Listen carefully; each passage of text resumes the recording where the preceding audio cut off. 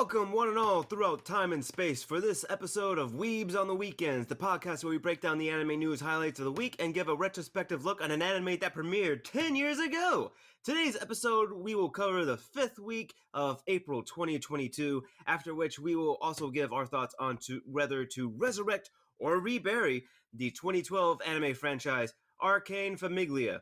My name is Sam Martinez. I'm a part-time weeb, full-time auto mill mechanic. With me, as always, is my co-host, Jay Johnson, part-time weeb, full-time English language sensei.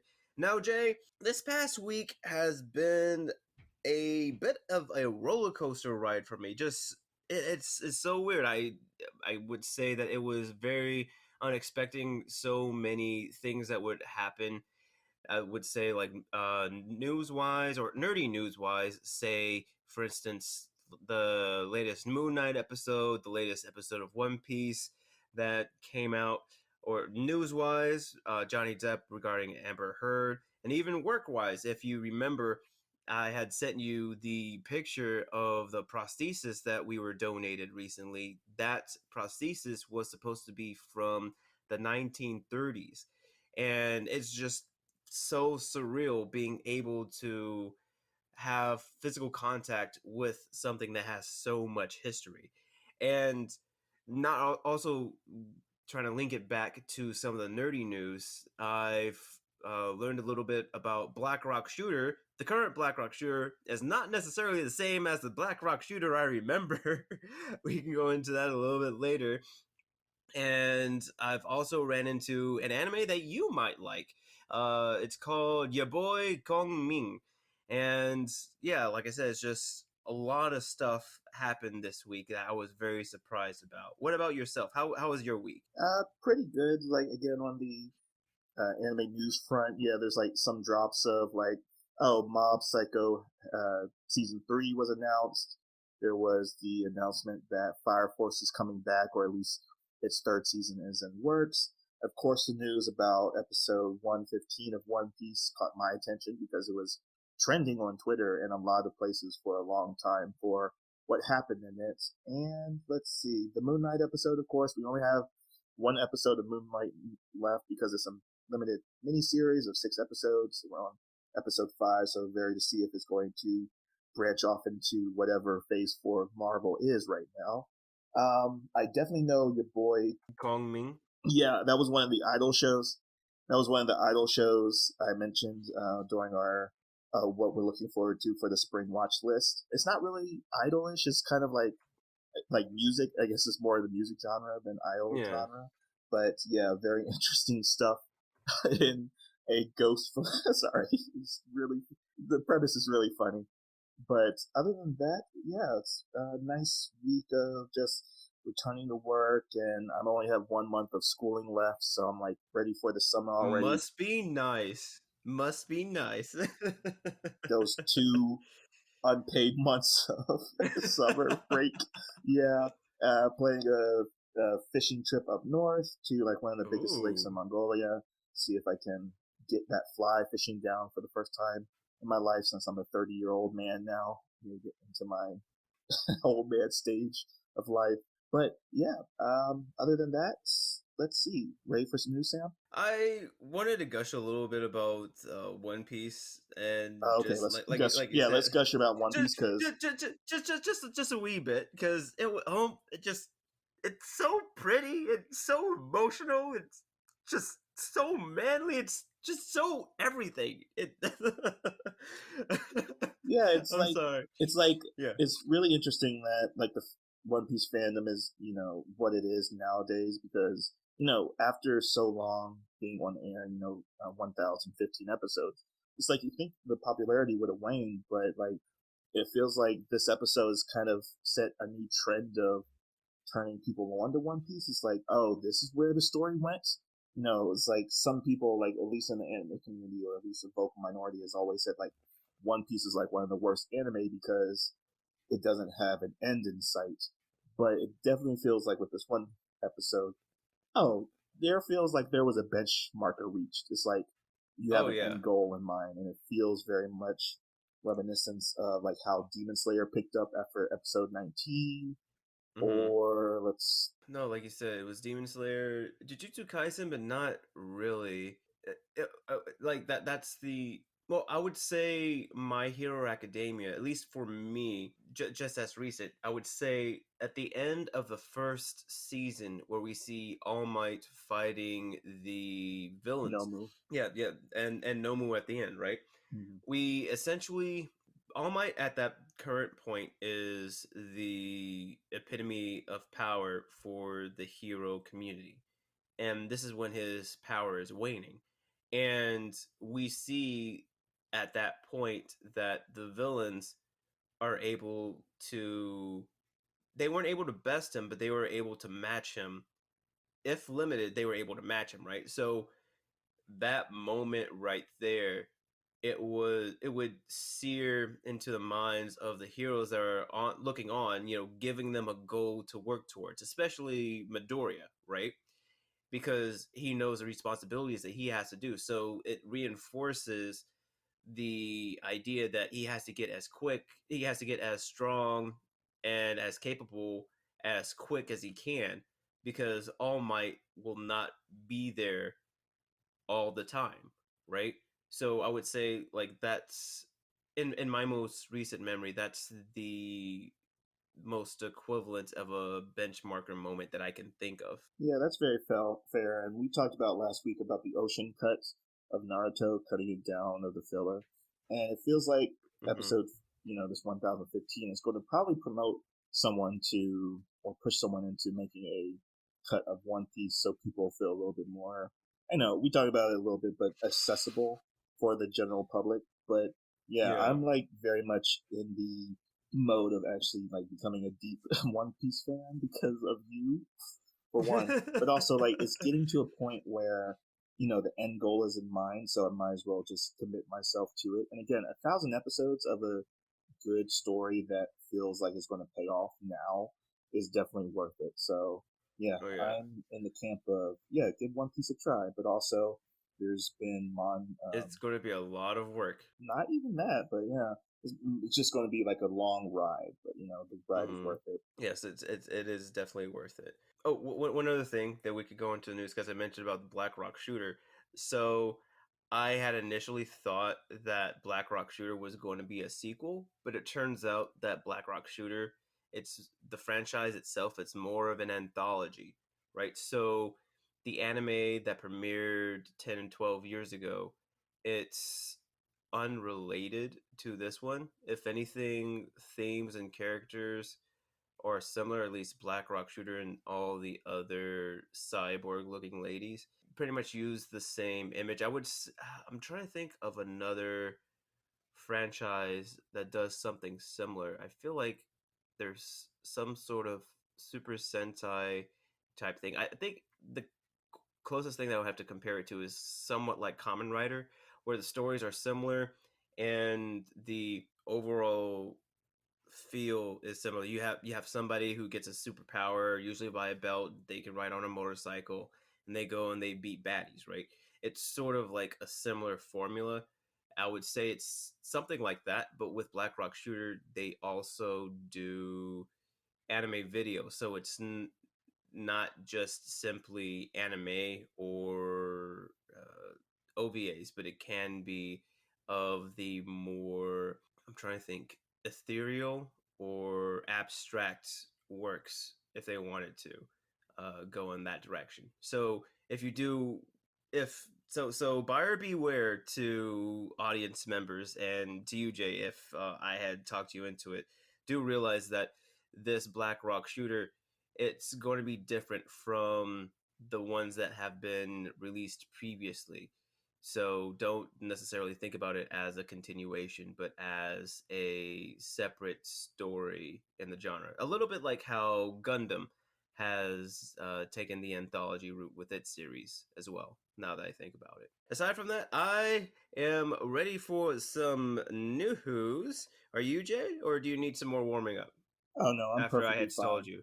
Oh, okay. Yeah, I'm perfectly fine now. So there are going to be time codes in the description or wherever you might find it below the video. So time codes from the news to the review. So going from one anthology to the next for our first news story, We're talking about some Star Wars news, and this is about The Mandalorian and the Star Wars Visions is getting a manga adaptation. So Star Wars Visions was basically a collaboration between, I believe, 7 studios, or 6 or 7, to produce an anthology series for the Star Wars extended universe. I forgot what they're calling it now, but there were basically stories that won't be affecting the mainline Disney things that they've produced over the past couple of years.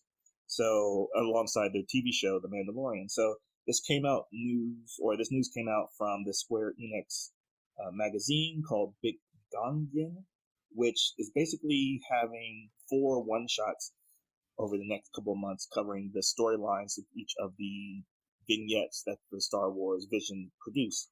So next month, in May, it's going to be the Mandalorian story, which is being done by the mangaka that did Spider-Man Fake Red. In June, we're doing The Elder, which was the Sith kind of story with the Visions, and that's being done by the Witch. That's being done by the mangaka that did or is responsible for the Witch Hat Adler.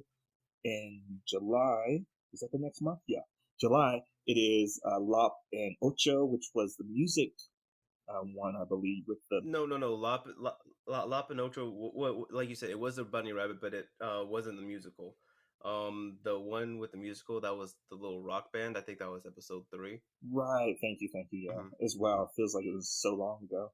But yeah, Lop and Ocho, and that's being done by the same mangaka that did the Star Wars Princess Leia manga, which was like really critically acclaimed for how it depicts Leia being a commander and general, or eventually a general, and like giving her enough like fleshed out backstory when it came to her role in the new Star Wars movies, and like giving her like that needed fleshing out of her job as a commander. In August, it's the same mangaka that did The Mandalorian, but this time they are responsible for... It's the Ninth Jedi. It's the Ninth Jedi. Damn. Yes, you're right. The Ninth Jedi, which was very interesting. I think The Ninth Jedi was probably my favorite one. Was the Ninth Jedi, was that the one with the girl? Is that the one where the kyber crystal would reflect how you felt at that moment? Yeah. So like she basically was not a smuggler, but yeah, they talked about the smithing of lightsabers and smuggling them into the hands of users that turned out to be, I don't want to spoil it, but anyways. And then in September it is the Seal Trigger one that was called The Twins, and that's being done by the same mangaka that did Little Witch Academia. So a lot of heavy hitters with this publication. So Sam, does any of this sound interesting to you? It's so I love it. It's great because when those stories came out with Visions, Lop and Ocho, The Ninth Jedi, like those were 2 stories that I wanted to keep seeing, that I wanted to be continued. Lop and Ocho was so great because the duality and the dynamic of the 2 sisters. And I also saw a behind the scenes in regards to that episode, and one theme that they tried to delve into that episode was wabi sabi. Essentially, are you familiar with the term wabi sabi, Jay, or no? No idea. So let me just make sure I'm not talking out of my butt here.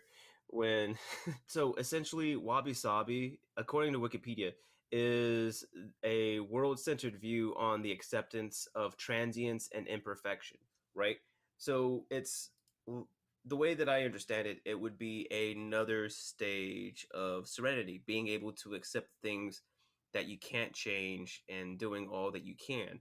And the way that Lop and Ocho ends, it's just all these this emotional conflict that's not resolved, and you know that these 2 characters needed work to resolve it, but then even though like you have that emotional feeling in the background, you see a strong sense of resolve and a somewhat peaceful demeanor in Ocho's.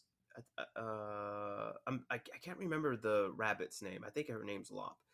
In the rabbit's character, as her sister departs from her, And just that term wabi sabi just really sums up that one scene. And I believe they accomplished what they had set out to do. In regards to The Ninth Jedi, I really liked how they played around with the connection of the lightsaber to its wielder. More importantly, the type of kyber crystal that they have, where it would change the color of due to the user's alignment with the force. So it's a pseudo pulse check on the user, so you can see where the user stands despite what the user says. That was fairly interesting. And I also liked how the story between about the little girl's background that happened there. And with the twins, I just loved how the twins was just Studio Trigger in its glory. It was nice and clean. And they also played around with future sight seeing aspect, in the sense that up until that point, the people who look into the future in the Star Wars universe, they are of the Sith, or whenever they look into the future, they are converted to the Sith. Whereas in this short story, it's reversed. Whereas you have somebody that looks into the future and they begin to align themselves with the Jedi. That's interesting in my opinion, because I just want to see where they go with that. So it would be interesting to see where the story goes. What about you, Jay? Is there any story or one shot that you're looking forward to, or do you think you'll be reading The Mandalorian, or I mean, since you've seen, I don't, have you seen The Mandalorian show or no? I've only seen season 1, so very much behind on that. I didn't really drop it for any particular reason. Maybe I just got busy, but it was just like good, and I think maybe that's why I dropped it. But particularly the September issue of the series is going to cover the twins, and just that they're having the manga that did Little Witch Academia, so it's going to be definitely in the same style that Studio Trigger is known for. So that's good for Star Wars. But from one manga news story to the next manga news story, this news story is about the Black Clover manga going on hiatus before its final arc. So we talked about earlier this year that the anime wrapped up last year. But earlier this year, it was announced that it's going to close with a movie.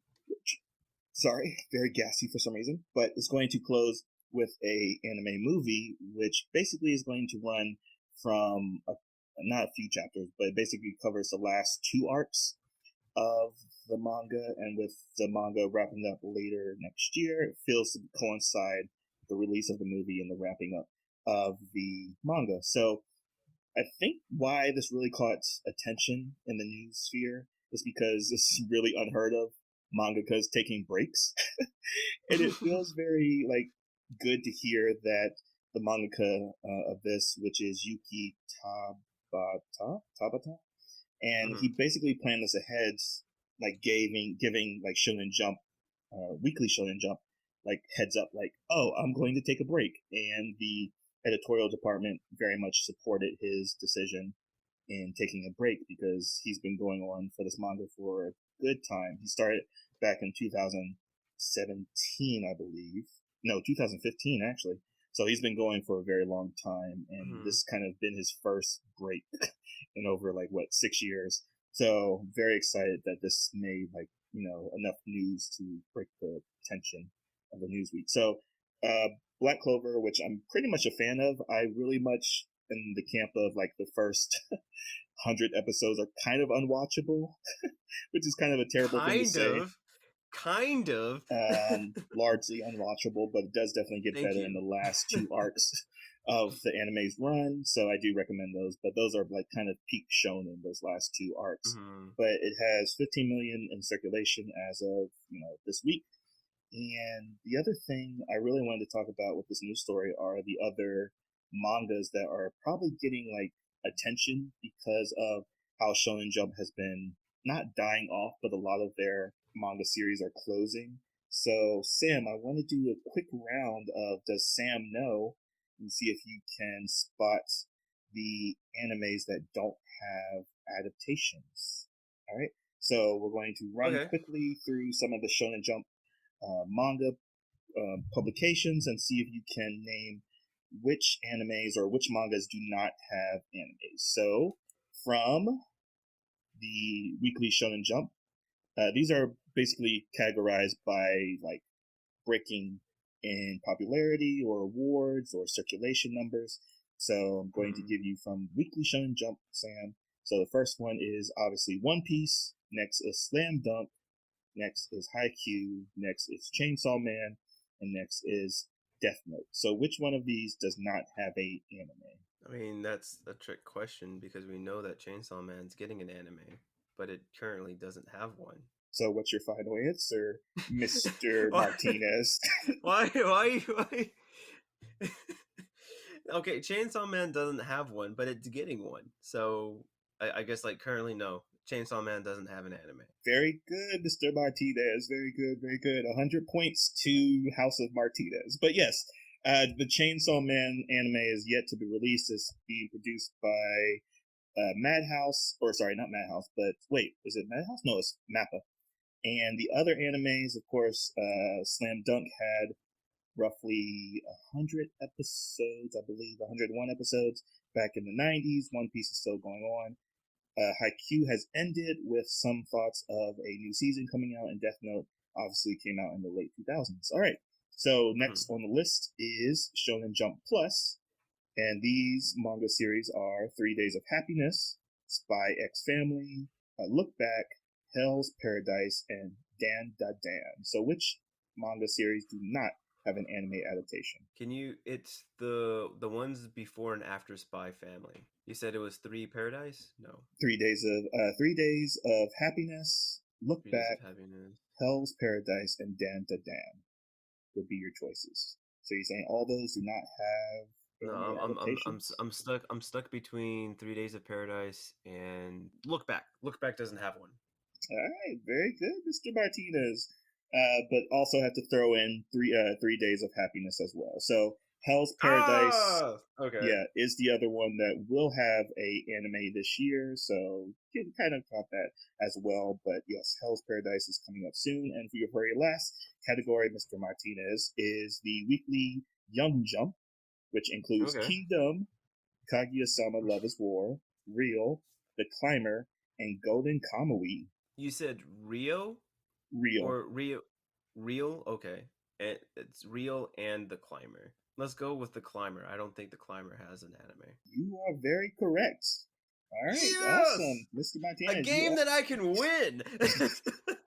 Yeah, well, we are an anime podcast, so I would hope you knew your animes. But yeah, the other ones, again, this is something I mentioned during our Kingdom episode, but Kingdom has been keeping pace with One Piece as like the number one seller in the category of Weekly Young Jump, while One Piece has been holding its King's crown in Weekly Shonen Jump. So again, there's other there's other magazines other than just Shonen Jump. So just bringing light to the fact of that. So moving on, but yes, you are excellent students. So moving on to our next news story. This is very short news, but the final 2 live-action Fullmetal Alchemist films are premiering later this year. So these films were basically were celebrating the 20th anniversary of the manga, which started back in 2001. So they've been running since 2017 when the first film was released. So the second film coming up very soon is on May 20th, and this is titled The Revenger Scar. And the last final third film will be released on June 24th, named The Final Transmutation. So this is the live-action adaptation of the Fullmetal Alchemist manga in full, leading up from following the Fullmetal Alchemist Brotherhood, I guess, anime. Again, because the first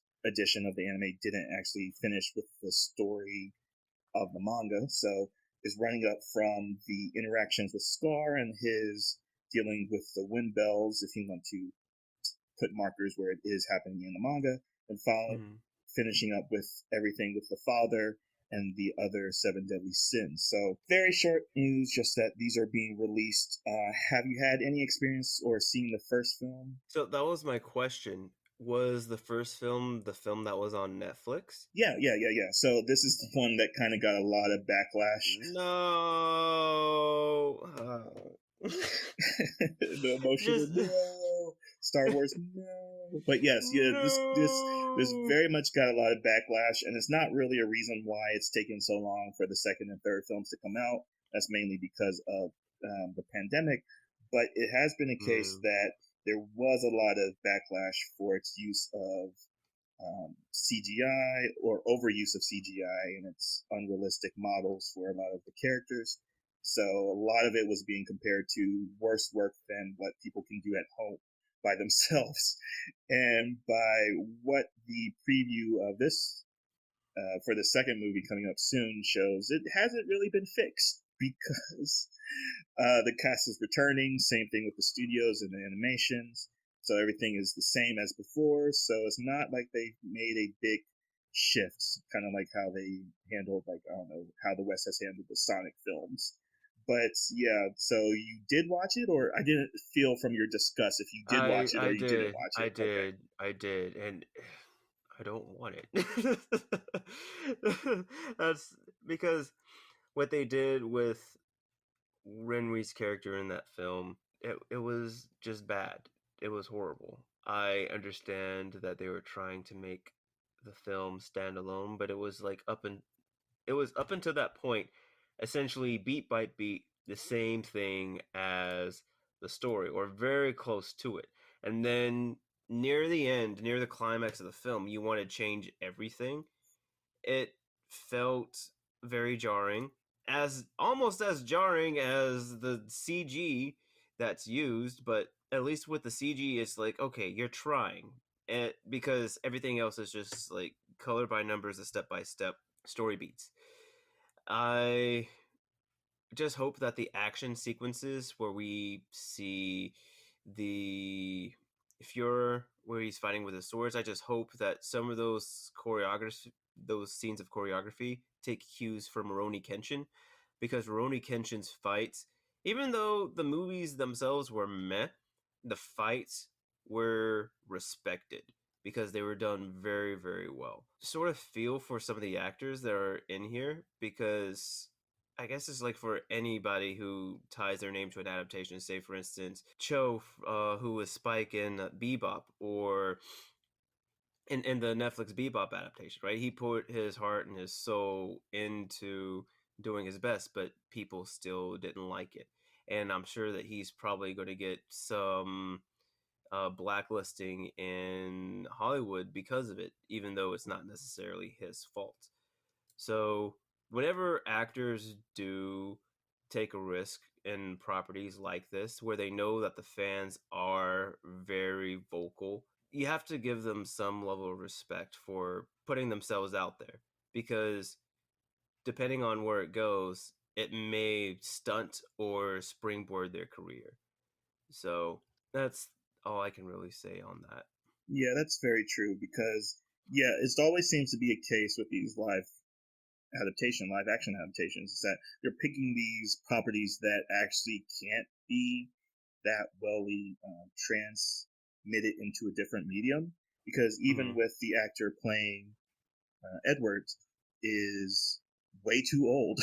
It's like, I don't know, I forgot to look up the age of the actors, but they're somewhat decently cast except for Edward. Again, you're showing like Von Hohenheim, his dad, pretty accurate, given his, I don't know, facial prosthetics are kind of like off a little bit. And again, they're showing things like the use of alchemy in the show, and like big notable scenes they pulled from the manga, like straight whole cloth. But then there's like small moments of like, oh, I know what this looks like. Or there's a popular YouTube channel about analyzing bad CGI. I forgot what I wanted to call them out, but it's like the VFX fixers or whatever. But yeah, it's just like this beloved property is being like just not handled properly. And Rurouni Kenshin does still seem to be the model most recently of how to handle it. Like taking a story that was done in the Meiji era, or like there's no superpowers. There's some superpowers in the show, but yeah, like just subtle storytellings. But yeah, Fullmetal Alchemist is not the way to go about it. So very looking forward to the next adaptation. Maybe Japan's maybe learning something from it recently, given how the demands of the movie industry have changed because of COVID. But maybe there's going to be a emphasis or a shift towards like smaller productions and like smaller stories. So the last news story for today is that the gacha game Arcana is getting its first anime, it has gotten its first anime PV trailer. So this Arcana is a very, very popular gacha game, which basically falls into a category of not necessarily gambling, but it's basically built off a gaming model of you pay money for the waifus that you want. And it's gotten very popular with like other notable games like the Fate Grand Order series, somewhat of Gaijin Impact as well. Not so much Raid Shadow Legends, but it does feel very similar in the vein of money that you can easily waste being addicted to these kind of games for different reasons. But this is being done by Yoastar Pictures, which has up to this point only done a lot of second key animations. This is basically the category of animation where they're responsible for cleaning up an image or cleaning up the animation to make it more smooth and fluidity. And they've done like everything from Attack on Titan final season to Demon Slayer, the Entertainment District, and the Tact OP Destiny talked about last year. But this is basically their first anime production. So they're also responsible for the game. So they're somewhat of a gaming and animation company as well. So this is basically, I put this in the news because of its backing of animation and their direction, and as well as their assistant director. They're all coming off of SS Gridman, as well as its sequel series, Dynan Zenon. So it got some heavy hitters for like its first anime production, and with Arcana being a very popular video game series, I'm pretty sure we're going to be talking about this for the coming years or whenever it gets actually announced for its release date. So, Sam, are you familiar with this game or familiar with other gacha games at all? I am getting a serious sense of deja vu because I could have swore that we have talked about this before the PV came out. Because I remember I remember watching the video for the PV and I was interested and I looked into it, and like I feel like we had mentioned it lightly in the past, if not we mentioned Joestar Pictures because I remember you've mentioned how they were a company that did touch-ups, right? And this was big for them because this is an actual start to finish anime for them. As far as gacha games too, the only thing that I can really think of, because we've had our guest Alonzo in the past, he's mentioned games like Genshin Impact. I think that's considered a gacha game, right? Yeah, Am technically. I correct to say that? Yeah. Yeah. So, and I know that game has been really popular recently. So that's what I think about. I haven't played Genshin or any other gacha games or games that would be considered gacha games, but I am very excited for this story because, or at least for this anime, because the trailer really does captivate me. It seems as though there's a lot of moving things going on in terms of how certain people are being treated, and it seems as though there's different forces at work, such as a governing force, a terroristic force, and it's along again with the different people groups aspect, because we have these people creatures that have these long animal ears, right? So like they could be like part rabbit, part cat, or things like that. I just want to learn more about the world from seeing this PV. So I am very excited. But What about yourself? Have you had any firsthand experience playing this game or any other gacha games? Not at all. I've only heard it through secondhand accounts of how addictive it can be, and I've seen a lot of these stores in Akihabara and Tokyo, Japan, like selling a lot of Arknight figures and how expensive they can get because they're in so high demand. So very much looking forward to this, see how again this trend of this closely related relationship between anime and video games has been long existing. Like Studio Enix has kind of been like the spearhead of that. But yeah, to say that a lot of video games, or at least these mobile games, are getting into an area that demands a anime adaptation is like very like uplifting or optimistic for the future. And even with like series like King's Avatar, I believe, like the talking about esports, so it does seem to be that the anime industry has been taking keynotes of what is popular among either new audiences or emergent audiences. So that's why I'm looking forward to this. But that is it for the news, Sam. And now it's time for an anime that is of your choice because we've been somewhat not switching off hand to hand. But yeah, the actual full name of the story, or the actual full name of the anime is, I don't even want to try to butcher it in Italian, but it basically translates to the story of the Arcane family. And this is our 10-year review of it, and time codes are going to be in the description. So, Sam, what about this anime?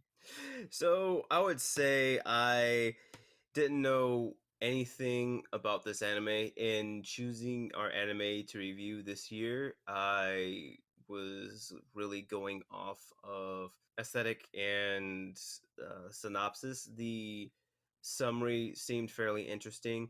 The garb that the characters have is very mobster-esque with their suits, and it felt very much in the same vein, say, Bungo Stray Dogs or Katekyo Hitman Reborn, where it pulls influence from the Italian mafia, and moving forward and going into it. So I was going in with high hopes, hoping that it was going to be something similar, if at most like Hitman Reborn.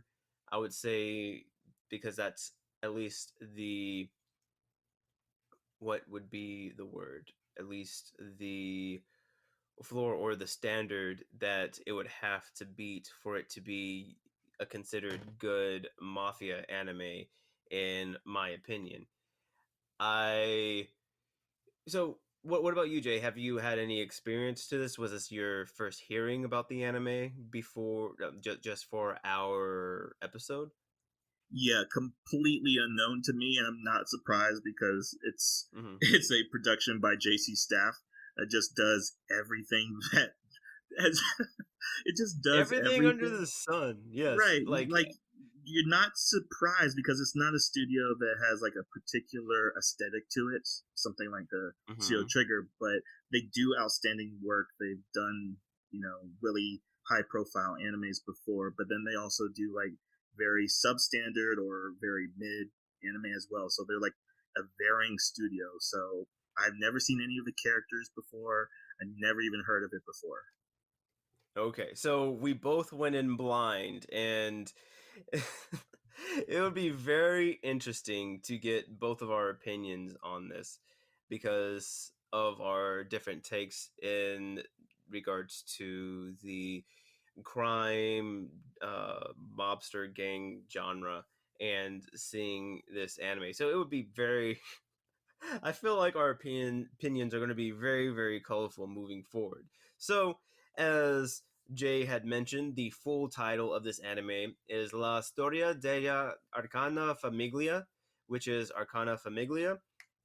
The premise of the story is, well, the story itself, it takes place on an island known as Regalo, and there is this force known as a family that are very mafia like, where but they protect the citizens on the island, and the family's name is Arcana Famiglia.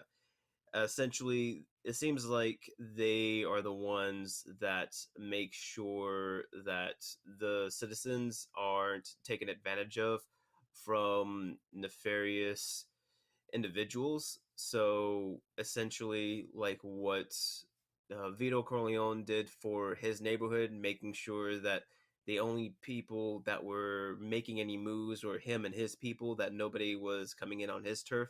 They sort of have that same thing, and because they're so active in the community, the people have high regard for them.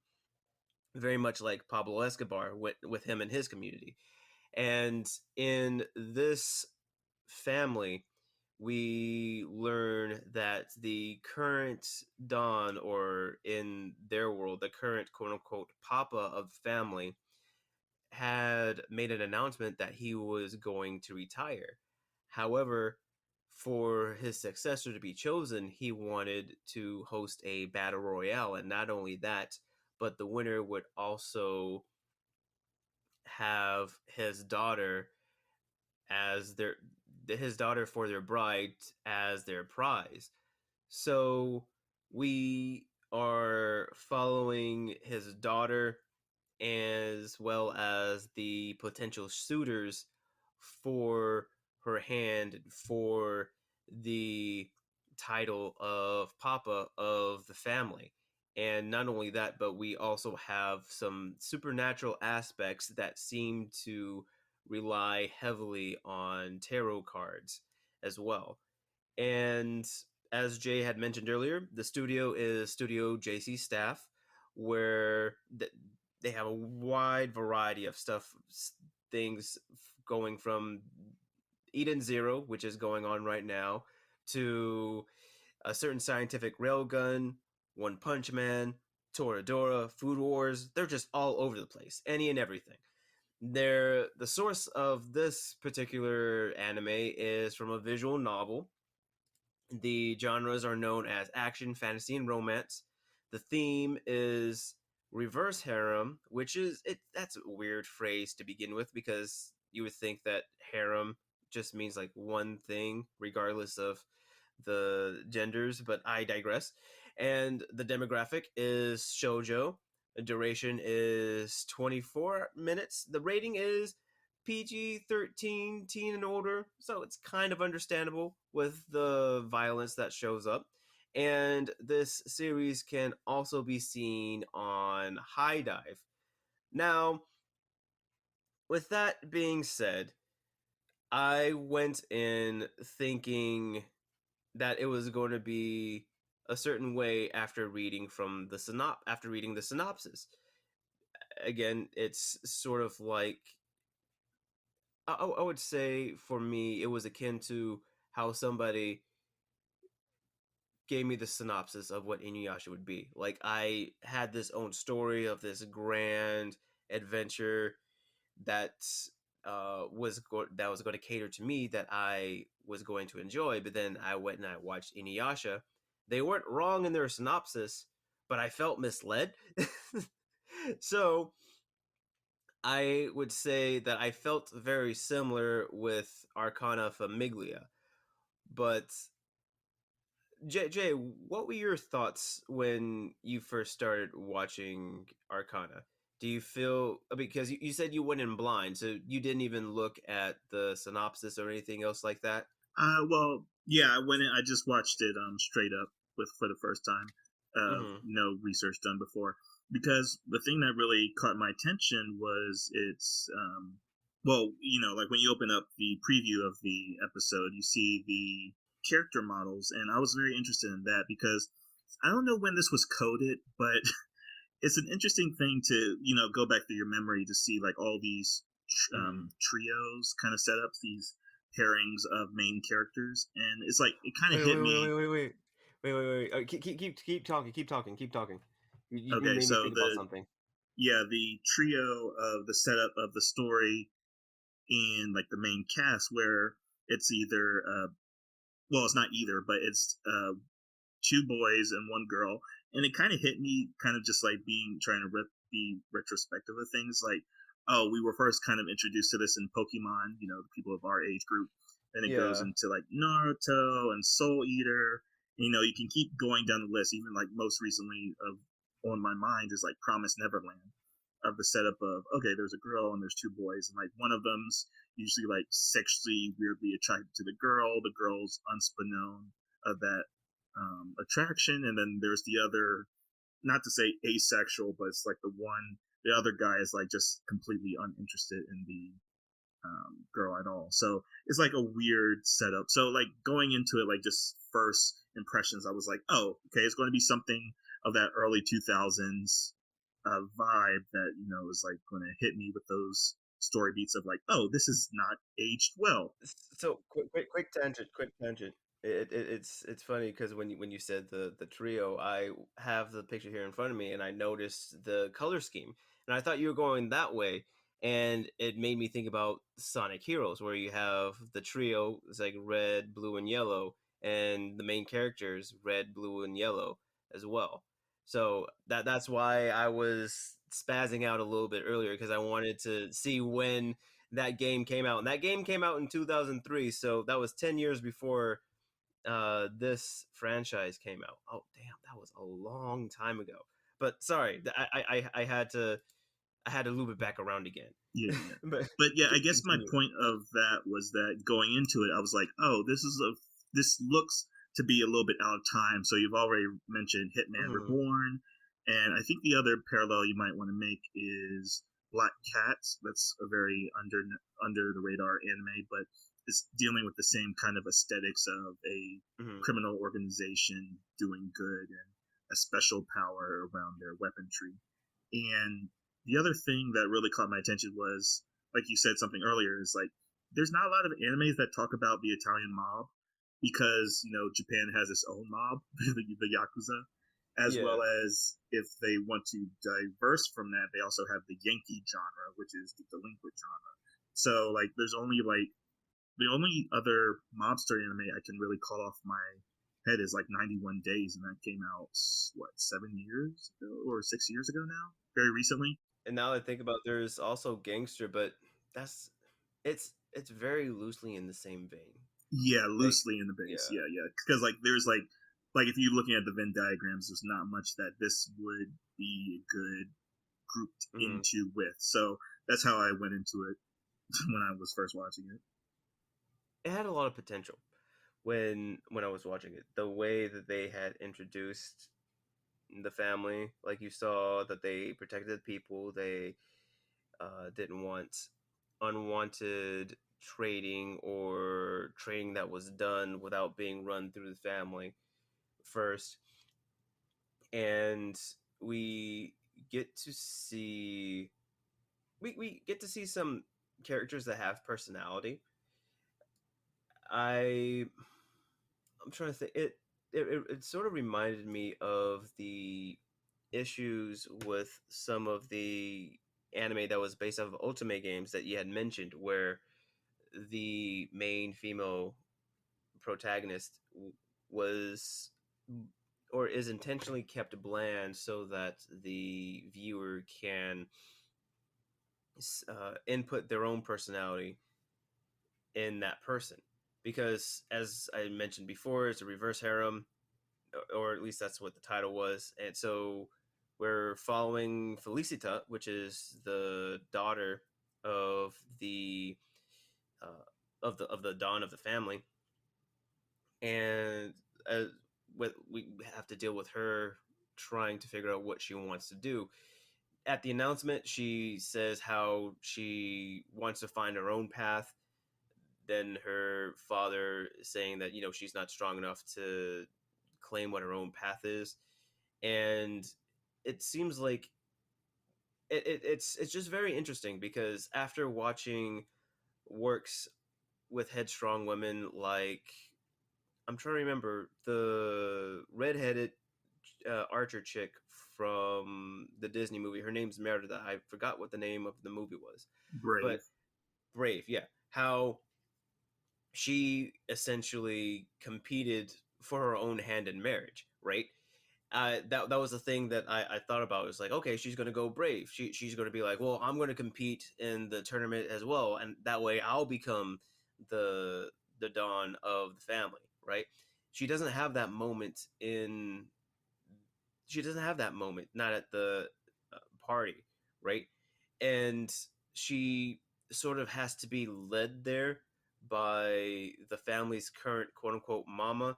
And that's also something that they don't really explain either. It's just the dynamic, whether or not the whether or not the papa of the family is her actual father. I'm thinking that he is because he has the same color eyes and the same color hair, but everybody calls him papa. Everybody calls the girl that's with him mama. So it's like, are they actually together? Are they actually married? Is he actually her father? Like that sort of thing. And another thing that they had mentioned was that they had no that Felicita had of her own free will decided to join the family, right? And that being a part of the family apparently means that you have to do whatever Papa says. So like they have a very interesting power system where everybody's power is based off of a tarot card. Like her card is based off of one that's called the Lovers, which apparently gives her the ability to see into other people's hearts or to see like their motives and things like that. Sort of like a mind reader type card. We see somebody who has the strength who is really super strong. We have somebody who is invisible. We and the other two characters, Liberta, his card is the Fool. We don't really know what that is because of his proficiency with the card. And Nova, his card is Death. We don't really know what that is because he hasn't been seen to use it. So apparently you have to be a certain you have to have a certain rank within the family so that you can even have powers. And there is a ceremony where you have to make a deal with somebody to get powers. It's sort of weird where it's like dancing around all this storytelling stuff. And there are times when the show wants you to figure things out, but then there are times when the show is trying to give you an exposition dump. Like we have literally one of the characters give a round robin of people's powers, and we have Nova saying it's like, why are you doing that now? It's like we don't need to. We already know this information, right? Essentially acting what a person in that situation would, like all in the first episode. And it just makes me frustrated because this premise could have been done so very well if the story was being told in a different way. And not only that, but the story itself, it makes fillers canon. We're in the first 3 episodes and we are getting filler out the wazoo and making it canonical to the story. And I guess it's endearing if you like slice of life type stuff, but to these we were introduced to this mob like organization, and we're talking about like the fate of the family. We're talking about the fate of Felicita. We're talking about these powers that need to be tamed, that need to be tapped into, and then we're following the main three run around town trying to look for a cat that was misplaced. But Jay, do you have any differing thoughts, differing opinions? Yeah, so definitely agree with most of that, if not 98% of what you said. So that's good. But I think one of the highlights I wanted to like kind of talk about is something that really surprised me after like finishing the first 3 episodes. Again, that's all we gave it. Again, an hour of your time isn't too much of a cause of concern for us anime watchers. But yeah, the other thing that's really caught my attention after finishing the 3 episodes was who was the anime director or the director of animation for this, and it was Chika Kon, and she's pretty renowned for her animation, or at least for her direction. She's directed, I guess, most famously Higurashi, the original series, as well as Golden Time, which is a very underserved or underrated romance series, as well as she most recently did Way of the House Husband. So I was like, this is Oh, such okay. a weird, like, Yeah. again, directors can have like a mix with filmography and like can do things that aren't well received as well as things that are well received. So I was just like kind of shocked that she was responsible for this, because it does seem very directionless in its first 3 episodes, because again, this is based off a visual novel, like you said, and the whole problem of visual novels, and this very much feels like being a dead horse, but there's really only 3 options that animation studios can go with, where one, you follow a route that, you know, the gamer has not picked, so they can be happy or unhappy with that. Or the last option is that they leave everyone hanging and not allow the main heroine to pursue any love interests. So there's no really straight line to where it's going after 3 episodes. It's not very much the focus of the first 3 episodes, because the heroine only gets like probably 10 lines during the first 3 episodes. Like, her role is so pushed back in the background that the main focus is on Nova, which is the dark-haired boy with the sword. Actually, that was one positive that really struck me in the first episode, is that they're carrying swords. And I don't know if that was a direct homage to like the samurai period where, you know, they were police officers. So I thought that might have been like a direct like mix between Japanese history and Italian history, because I don't know much about Italian history.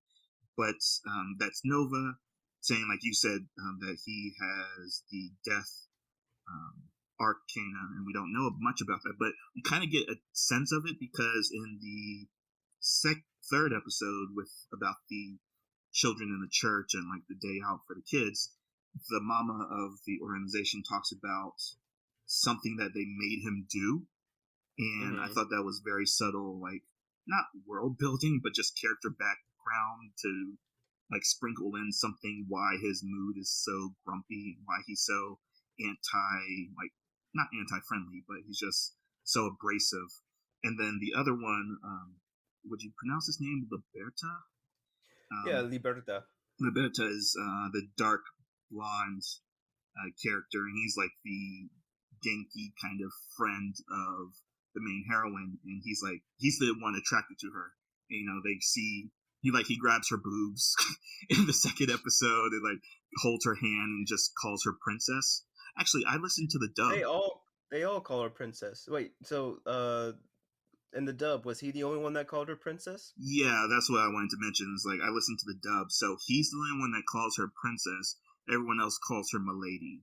So I was like, oh that's no, that's fair. I would say yeah, because everybody calls her milady. He calls her princess, and that's. I'm sorry. Go on.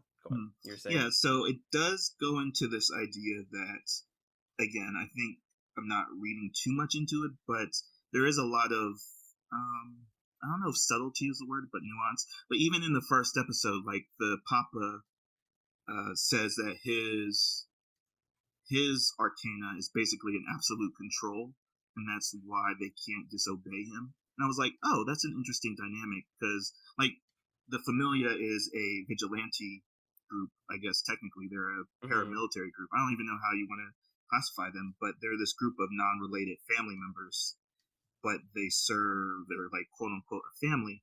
But the father has this absolute command that you can't defy what he says if he gives a command. I was like, oh, okay, let's go from there. He's the villain. We're setting up a confrontation with him later on. And then even in the first episode, like for Felicita to rebel against him, like she starts a fight with him, but then that lines gets thrown around like you're not strong enough, because one, her power is just to look into people's hearts. It's like you don't have a combative superpower, or you don't have a combative arcana, when some characters have super strength and visibility. One of them, like Nova, has the arcana of death, so probably he could just touch people and kill them or whatever. Yeah. And then Roberta has like the Fool, so he probably has some kind of illusionary kind of ability. So it's like everyone's superpower but hers is combative, so you kind of get the sense of that, oh, she can't really compete, even though she's been given this title of head of sword. That's kind of the defensive branch of the family. And even in the first episode, she's seen controlling the city with like armed guards as well. And even in trying to stop a crime to happen, like she draws her knives, but the main focus is on the two other boys again. So it's like she's weirdly put back in the story of her own telling. So it's really a main focus between the two male leads bickering back and forth and being one attracted to the girl and the other not being attracted to the girl or having some kind of past relationship, because he calls her Felicia, or just like a shortened name, like very not disrespectful, but something familiar. So there's some kind of backstory with her. Yeah. So to talk about this as a total or as a whole, I would say the thing I want to say about it is that it's very inoffensive to me. that's the vibe I got from it after sitting with these first 3 episodes, because I was very much pausing it. The English dub is very cringe. The voice acting is very off-putting, and to say that it's like a good first anime is very far from the truth. But I wasn't offended by it, where other otome games have offended me because of they're downplaying their heroine so much to the point of like it feels like very self-serving. So like even the isekai genre is kind of the self-insert genre as well. Same thing with the otome games. It's like, oh, you're supposed to downplay the characters so the audience member or the demographic that is directed to feels like they can be that character. So I didn't feel that much because there's like all those things that you said they did poorly sprinkled in. So like in the 3rd episode there might be ghosts. There might be ghosts, or there's also the existence of alchemy in this world somewhere, because one of the other family members is a researcher, and like his arcana is the moon, so he can only really come out at night, and he's like an alchemist, and we don't really see that yet. So again, sprinkling in other things. But in the 2nd episode, she does get the determination to say, oh, I could actually compete if I master my arcana, which is also not true. So there's like these weird disparate elements in the first 3 episodes that you can't really get too much out of. There's not much substance like to grab onto. Like even the core idea about everyone having a arcane ability doesn't really play out, because if you know anything about tarot, all the cards aren't really indicative of a power set. So even JoJo kind of did that. I guess you're more the expert of how they implemented the tarot system into JoJo, so you could probably talk about that a little bit better than I can. But yeah, for the first 3 episodes, Sam, I very much agree with everything you said. But you know, like looking for redeeming features of it is really hard, because like even for the harem genre it's not much, for the action genre it's not much, but again, it's not inoffensive to where otome games are, that I feel like with the we've talked about a couple of otome game series. It was Demon Snow. Yeah, exactly. Yeah, so where the pretty boys are super pretty. Hiro Nakakera. Thank you. Yeah. So like this does feel like the most shonen version of a girl directed harem story. So I was like, it's not too offensive. So on the verdict of to resurrect or rebury, I'm definitely going to be on the reburied side, because there's 12 episodes plus an OVA, because the games are really popular, because there's like 3 installments that came out on the PSP or the PlayStation Portable. So it definitely demanded the 12 episodes and probably an OVA, since JC Staff did it. But overall, it's a rebury for me, and I think you're the same. Yes, it's a rebury for me because it was offensive to me because I thought that it was going to be a battle anime. It's like, nope, we're just going to be a regular otome anime. And I'm like, great.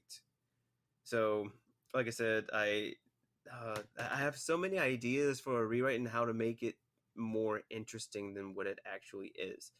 But as you said, it's just following the course of their the games and the way that they're told, and it must be doing something right for it to be so popular among the Ultimate fans. But as an anime, it needs to stay.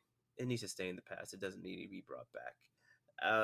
So once again, it's a resounding rebury from both of us. Jay was what was your reasons for reburying again? Oh, basically the same of yours, is that it's not much of a gangster story, that the 3 episodes doesn't really do much to really attract you to either of the genre tags of harem, action, or even crime, and the writing is very lackluster. Exactly. Succinct and concise, succinct. I can't add anything else to it. So I would say that those are my exact same reasons for reburying it. And that has been our episode in regards to Arcana Famiglia. And the next episode that we have coming up, we will be looking at Jay's pick, which is we can probably get a glimpse of the future and how it won't be so bleak because there won't be people in the future. With humanity has declined.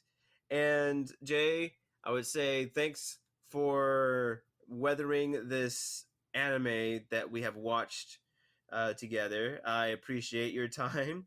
And what have you gotten for us today?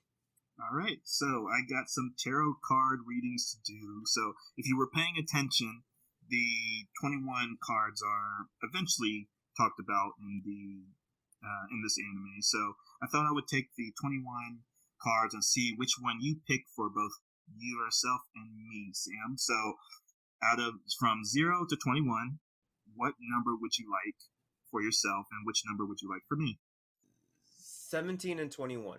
17 for me, 21 for you. All right, cool. So 17, Sam, you are the star. Star Platinum! Yes! And but unfortunately, because I am 21, I'm What? Oh my god! Yes! It's a JoJo reference without it being intentional. Yes!